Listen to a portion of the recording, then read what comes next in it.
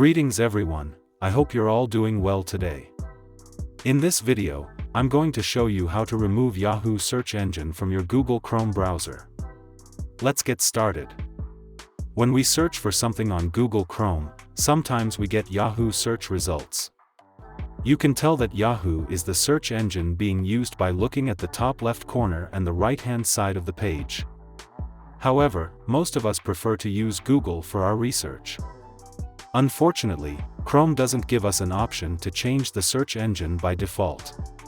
But don't worry, I'll show you how to do it. First, go to the top right corner of your browser and click on the three dots.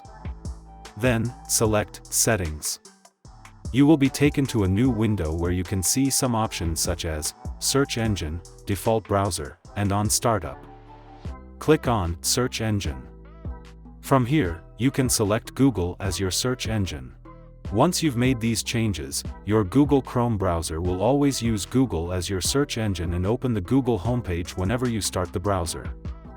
I hope you found this video helpful. If you enjoyed it, please don't forget to hit the like and subscribe button. Thank you for watching and have a wonderful day.